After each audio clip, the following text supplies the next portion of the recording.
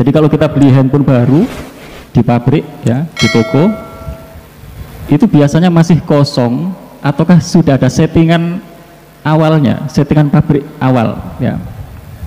Pasti jawabannya adalah sudah ada settingan awalnya, atau yang kita sebut sebagai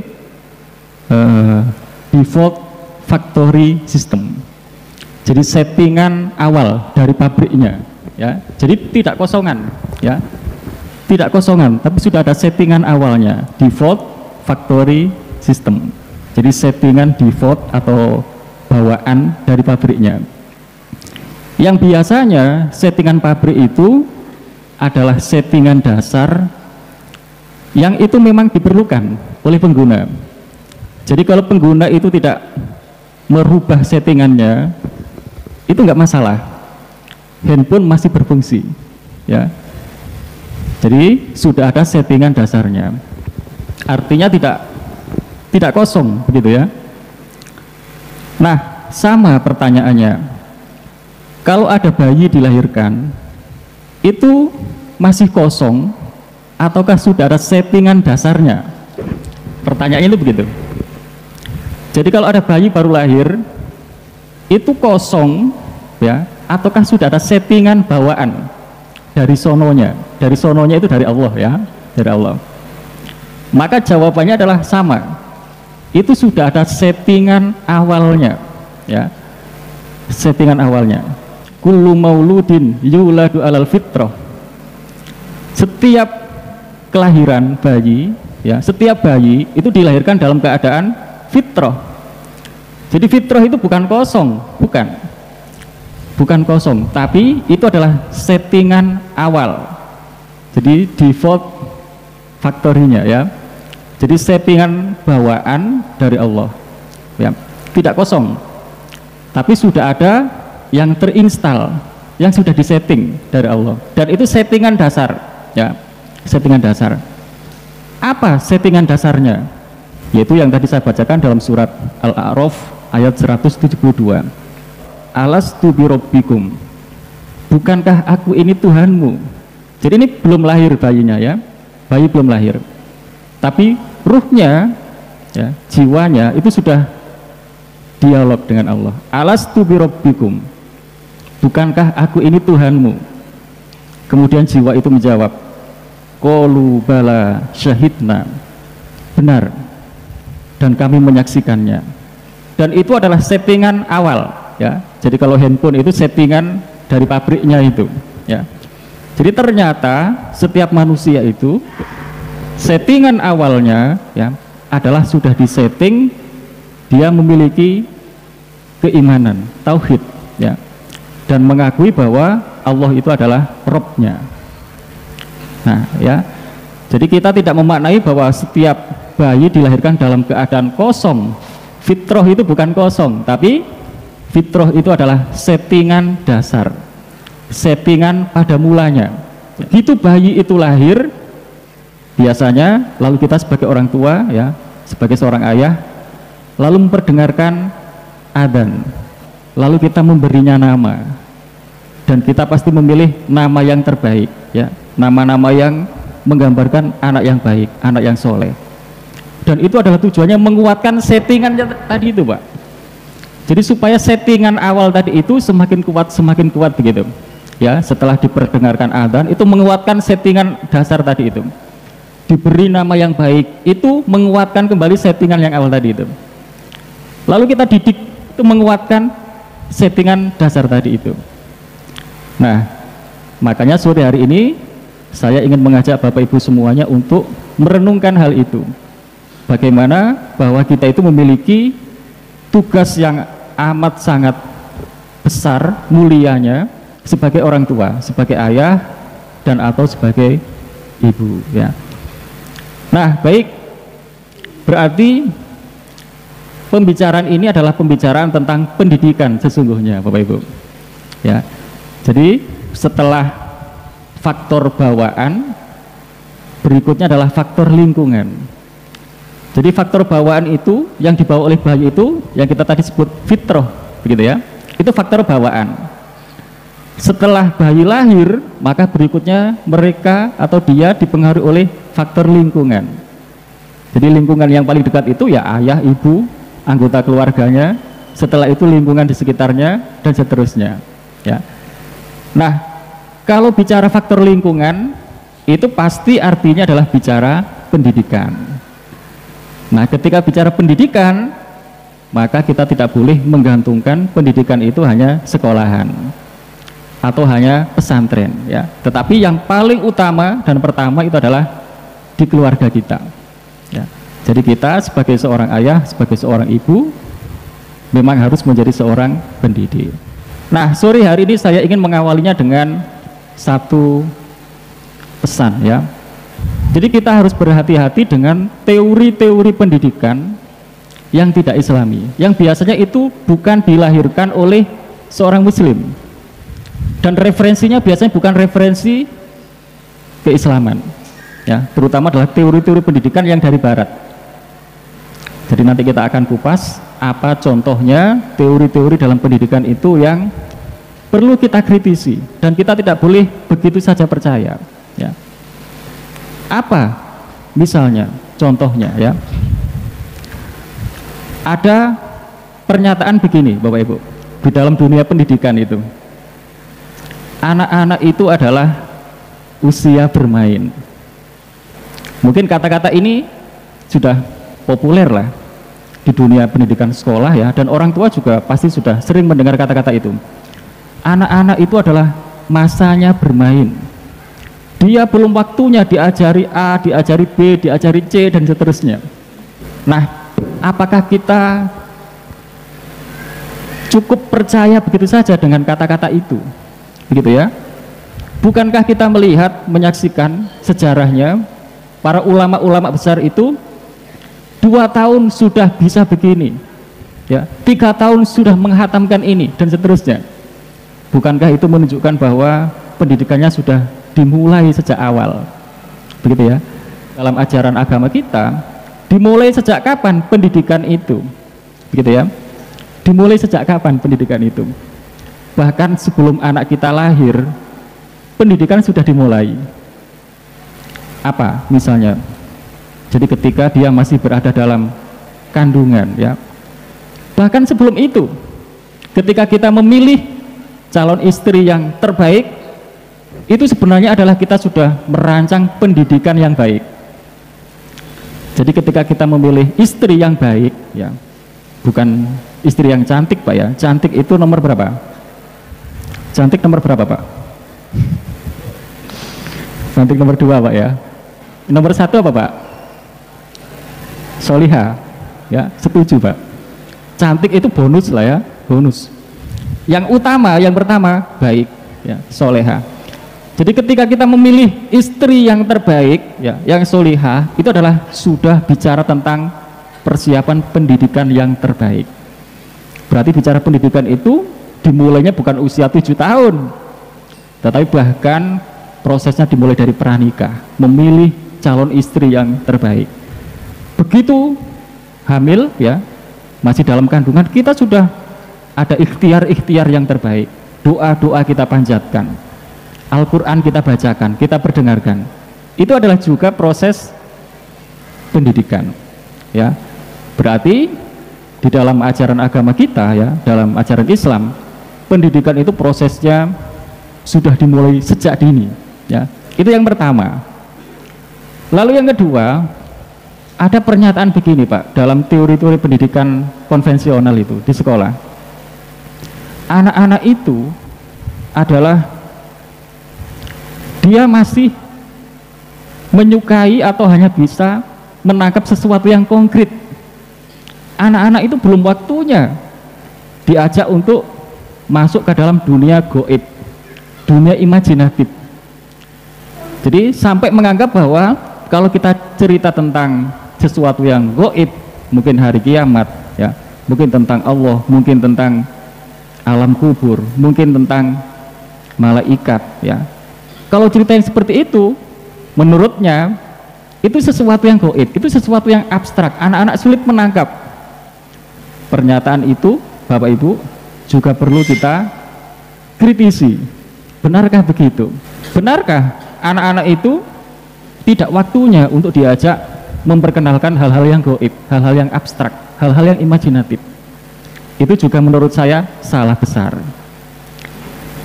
Bukankah kita lihat begitu banyak anak-anak itu yang membaca novel-novel fiktif, imajinatif. Anak-anak kecil sampai menghatamkan novel-novel fiktif, imajinatif. Novel Harry Potter dibaca, ya. Yang novel Harry Potter itu kan fiktif, imajinatif. Tidak ada itu ya sama sekali. Tetapi anak-anak bisa mengikutinya, bisa membayangkannya anak-anak itu. Maka ketika dikatakan anak-anak itu tidak bisa diajak masuk ke dunia, mengenali dunia gaib, dunia yang abstrak, tidak bisa dilihat oleh mata, itu salah besar. Karena buktinya anak-anak itu begitu membaca novel fiktif, imajinatif, bisa dia itu membayangkan. Bahkan percaya mereka itu, percaya bahwa manusia itu bisa naik sapu terbang, ya. Berarti pernyataan itu tidak benar. Maka memperkenalkan Allah, memperkenalkan malaikat, memperkenalkan hari akhir, hari kiamat, itu juga saatnya. Nanti ada caranya, kita bahas tersendiri, ya. Jadi bahkan anak-anak kita itu kalau kita beri novel, ya, buku-buku fiktif, ya, yang kemudian menceritakan bahwa di langit itu di sana ada hewan-hewan raksasa, itu percaya. Maka kalau kenyataannya seperti itu, kenapa lalu kita tidak memanfaatkan itu untuk menanamkan bahwa hal-hal gaib itu adalah yang sesungguhnya, ya, itu ada malaikat, ada hari akhirat, ya, dan seterusnya. Dan ini adalah fakta bahwa di dalam dunia pendidikan sekolah kita itu kadang-kadang masih menganut teori-teori pendidikan yang berasal dari barat khususnya, yang itu sesungguhnya tidak boleh kita langsung terima begitu saja, ya. Nah, jadi maka marilah Bapak Ibu kita manfaatkan bakat-bakat alami yang ada pada diri anak kita itu untuk lalu kita kembangkan lebih lanjut, ya. Sebagai contoh begini Bapak Ibu, ada pertanyaan biasanya yang sering muncul oleh ayah bunda itu begini: kapan saatnya kita itu memperkenalkan atau menanamkan tauhid? Ini pertanyaan yang sering muncul, Pak, Bapak Ibu. Kapan saatnya? Jawabannya adalah ketika anak sudah suka bertanya. Anak kita itu mulai suka bertanya biasanya usia berapa? 3 tahun itu, 2 tahun sudah mulai suka bertanya. 2 tahun, 3 tahun itu biasanya sudah suka bertanya, Pak. Dan pertanyaannya kadang-kadang membuat kita pusing. Yang kalau kita jawab dengan sains pasti kacau, pasti bingung. Contoh, ya, ketika kemudian anak kita itu bertanya begini: ayah, kenapa ya kalau malam kok nggak ada matahari? Ini kalau dijawab dengan sains, Pak, pasti jawabnya gimana? Jadi ada pertanyaan, ayah, kenapa kalau malam tidak ada matahari? Kalau kita menjawabnya dengan sains, mungkin begini ayahnya cara menjelaskan: nak, bumi ini berputar, ya, pada porosnya itu disebut dengan rotasi. Ketika kita menyebut rotasi, Pak, anak bingung, betul nggak? Anak bingung. Nah, matahari posisinya di sini, waduh, bingung lagi anak itu. Anak nggak bisa, Pak, mengikuti itu. Jadi kalau jawabannya dengan sains, Pak, itu nggak bisa. Sementara pertanyaan anak-anak kita itu begitu. Apakah kita lalu tidak menjawabnya? Jangan, Pak. Ternyata pertanyaan-pertanyaan anak kita itu yang seperti itu, ternyata itu adalah kesempatan kita untuk memperkenalkan tauhid, Pak, ternyata. Karena jawaban yang paling mudah dan yang paling tepat ternyata memang itu. Kita jawab dengan tauhid, Pak. Nah, begitulah Allah menciptakannya. Begitu. Ketika kita bilang begitu, ketika kita bilang, nah, begitulah Allah menciptakannya, anak kita pasti bertanya lebih lanjut: ayah, Allah itu siapa? Pasti begitu, Pak. Pasti. Itulah kesempatan kita untuk memperkenalkan Allah, Pak. Anakku, Allah itu adalah yang menciptakan kita, menciptakan abi, menciptakan umi, menciptakan kakak, menciptakan dedek, menciptakan bumi ini, ya, yang memberi rizki kita setiap hari, ya. Ternyata itu. Jadi ternyata dibalik pertanyaan-pertanyaan yang rumit kalau dijawab dengan sains, sementara itu perlu dijawab, itu adalah rahasianya, Pak. Allah memberi kesempatan kepada kita untuk memperkenalkan tauhid kepada anak kita, ya. Pasti Bapak Ibu juga mengalami lah yang seperti itu, ya. Pertanyaan yang aneh-aneh, yang kalau kita jawab dengan sains pusing, ya, pusing pasti. Jadi kapan saatnya kita itu menanamkan tauhid? Ternyata saatnya itu adalah ketika anak kita sudah mulai sering bertanya, ya. Dan itu pasti sediem-diemnya anak kita, Pak, itu pasti ada pertanyaan-pertanyaan begitu, pasti itu, ya. Ketika kita berkendara di mobil, melihat di samping perjalanan itu ada gunung yang selalu ada di sebelah kanannya. Abi, kok gunung itu ngikutin kita terus? Begitu pasti, nanyanya begitu-begitu tuh. Jadi yang kalau kita jawab dengan sains sulit, rumit, ya. Jadi nak, gunung itu besar sekali, ya. Allah menciptakan gunung yang sangat besar itu, ya, dan seterusnya. Ujung-ujungnya itu kita memperkenalkan Allah, ya. Jadi itu adalah kita menguatkan kembali settingan awal atau settingan dasar keimanan pada diri anak kita itu, ya. Nah sekarang poin yang terakhir, Pak, di 10 menit yang terakhir. Sekarang bagaimana caranya kita menanamkan keimanan kepada anak-anak kita itu, ya. Bukan hanya pengetahuan tentang keimanan, tetapi bagaimana keimanan itu ada di dalam hati anak kita, ya. Jadi kalau bicara keimanan itu bukan otak tetapi hati, Pak. Jadi kalau bicara otak itu pekerjaannya adalah berpikir, bernalar. Jadi otak itu penalaran, kalau hati itu keyakinan.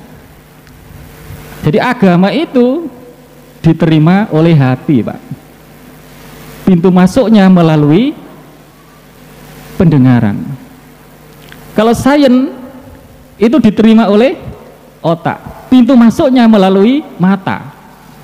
Jadi mata itu, sains itu pintu masuknya melalui mata, observasi, lalu dinalar, penalaran, itu sains. Tapi kalau agama, pintu masuknya bukan mata, Pak. Jadi tidak harus dilihat, ya, tidak harus terlihat oleh matanya, tidak harus diobservasi. Tapi agama itu, keimanan itu pintu masuknya melalui pendengaran. Pendengaran itu berarti telinga, ya. Lalu masuk ke dalam hati. Makanya di dalam ayatnya itu sami'na wa ata'na, ya. Sami'na wa ata'na. Kami mendengar dan lalu kami taat. Bukan kami melihat lalu kami taat, bukan. Jadi pintu masuknya itu bukan mata, tapi pendengaran. Nah, Al-Quran itu diperdengarkan kan Bapak Ibu? Betul nggak? Al-Quran itu kan diperdengarkan. Ketika kita membaca Al-Quran itu kan pendengaran, ya. Jadi lalu kita mendengarnya, lalu kita menaatinya, ya. Jadi ternyata menanamkan iman itu pintu masuknya melalui pendengaran. Nah seperti apa prakteknya? Maka anak-anak kita itu harus sering mendengarkan ilmu-ilmu tentang keimanan itu, ya. Jadi melalui dialog-dialog yang tadi itu masuk melalui pendengaran anak, ya. Melalui kita membacakan kisah-kisah terbaik, ya, kisah-kisah perjuangan tentang keimanan, ya. Lalu itu didengarkan oleh anak kita. Lalu nanti berikutnya adalah anak menaati itu, ya. Jadi sami'na wa ata'na, ya. Dan yang terakhir, maka kata kuncinya adalah keteladanan. Jadi kita itu bisa menghadirkan kisah-kisah terbaik untuk anak kita itu kalau kita adalah seorang teladan, adalah seorang yang haus ilmu, adalah seorang yang mencintai ilmu, suka belajar, suka membaca buku, ya, dan lalu mengamalkannya juga, ya. Tidak mungkin kita itu bisa menghadirkan cerita kalau kita nggak punya pengetahuan. Maka seorang ayah itu adalah seorang yang pecinta ilmu dan orang yang berusaha untuk mengamalkan ilmunya itu. Karena kisah-kisah terbaik itu, ya, nilai-nilai yang terbaik itu tidak akan bisa masuk ke dalam hati anak kita, walaupun kita sering perdengarkan, kalau ternyata kita yang mengisahkan itu, yang menceritakan itu, yang menasehatkan itu, ternyata kita sendiri tidak seperti itu, ya. Nak, kamu harus jujur ya nak ya. Kata-kata itu baik nggak Pak? Baik. Tapi akan menjadi tidak atau sulit diterima oleh hati kalau kata-kata itu hanya ada di bibir ayahnya, tidak ada di dalam diri ayahnya. Jadi ayahnya hanya bisa bilang begitu, tapi ayahnya tidak begitu, ya. Jadi ayahnya bilang, nak kamu harus jujur ya nak ya, tapi ayahnya nggak jujur. Maka seberapapun sering kita mengatakan itu, kata-kata itu hanya mungkin terdengar melalui telinga kanan, lalu kemudian keluar melalui telinga kiri, ya. Nah, jadi ternyata menjadi seorang ayah itu sebuah amanah yang sangat besar, ya. Berarti kita adalah harus menjadi seorang yang pendidik, seorang yang memiliki integritas, sehingga apa yang kita katakan itu yang memang mencerminkan diri kita sendiri juga. Berarti memang mendidik itu harus dimulai dari kita sendiri, ya. Jadi kita nggak cukup bicara tentang anak soleh, ternyata kita juga harus bicara tentang ayah soleh dan bunda soleha, gitu ya. Jadi kita harus berkaca dulu, bercermin dulu, saya ini sudah menggambarkan ayah yang soleh belum ya, dan bunda ini sudah menggambarkan bunda yang soleha belum ya. Kalau belum, lalu bersama-sama belajar membangun, ya. Baru kemudian itu akan mudah ketika kita tularkan, kita ajarkan kepada anak-anak kita, ya. Jadi ternyata keteladanan, integritas itu adalah sangat penting, sehingga kemudian nasihat-nasihat itu insya Allah akan mudah masuk ke dalam hati anak kita. Jadi dengan kata lain, hati itu hanya bisa disentuh oleh hati, ya. Jadi kalau kita mau nyentuh hati anak kita, itu cara nyentuhnya bukan dengan tangannya Pak, bukan dengan mulutnya, tetapi nyentuh dengan hatinya. Jadi kata-kata yang keluar dari hati yang tulus, hati yang ikhlas, itulah yang biasanya mudah diterima oleh hati anak kita, ya. Jadi kita berdoa Bapak Ibu, mudah-mudahan kita dijadikan oleh Allah sebagai orang tua yang mencintai ilmu, orang tua yang peka dan peduli untuk anak-anak kita, ya. Jadi orang tua yang tidak cuek, ya. Orang tua yang menyisihkan waktunya selalu untuk anak-anak kita, ya. Dan kita berdoa mudah-mudahan Allah menjadikan kita semuanya sebagai keluarga yang penuh cinta, ya. Sebagai keluarga yang saling mencintai dan keluarga yang saling mendoakan. Ayah diam-diam selalu mendoakan untuk istrinya, ya. Selalu mendoakan yang terbaik untuk anak-anaknya, dan insya Allah anak-anak kita nanti diam-diam akan selalu mendoakan kita sebagai orang tuanya, dan pasti itu adalah sebuah keluarga yang menjadi impian semua keluarga, ya. Karena itulah keluarga yang insya Allah nanti akan mengantarkan kepada kebahagiaan dan keselamatan, bukan hanya di dunia tetapi juga sampai di akhirat. Mudah-mudahan Allah menjadikan kita orang tua yang bisa menjaga fitrah keimanan anak kita tadi itu, ya, supaya fitrah itu tetap terjaga. Makanya nanti di Idul Fitri itu, di hari raya itu Idul Fitri Pak, kembali ke fitrahnya, ya, kembali ke settingan awalnya itu. Bapak Ibu coba perhatikan, kalau HP-nya sudah mulai sering hang, apa saran sistemnya? Kalau HP sudah mulai hang tuh, karena sudah terinstall ini, game A, game B ada, semua aplikasi ada di HP, biasanya HP kita lalu hang. Lalu apa saran dari HP-nya itu? Akan muncul Pak, apakah Anda disarankan untuk kembali ke default factory system, settingan awal HP, pasti begitu. Jadi disarankan untuk kembali ke settingan dasar dari pabriknya, lalu kemudian HP itu menjadi lancar kembali. Dan seperti itulah kita ketika lahir dalam keadaan fitrah, lalu masuk ke lingkungan yang beraneka ragam, di situ ada pengaruh A, pengaruh B, ya. Ada yang putih, ada yang hitam, ada yang abu-abu dan seterusnya. Maka semakin banyak pengaruh-pengaruh yang buruk, lalu HP kita menjadi hang, ya. Jadi diri kita menjadi hang, tidak mudah bahagia dan seterusnya. Makanya kemudian kita setelah puasa dan sebagai penutupnya kita juga harus membayar zakat fitrah. Dan lalu juga pada hari raya Idul Fitri kita bermaaf-maafan satu sama lain, yang tujuannya adalah lalu kita kembali ke fitrahnya. Dan fitrah itulah yang kemudian menjadikan kita akan merasakan kebahagiaan di dunia dan di akhirat. Mudah-mudahan kita mendapatkan itu. Ada kurangnya mohon maaf. Wassalamualaikum warahmatullahi wabarakatuh.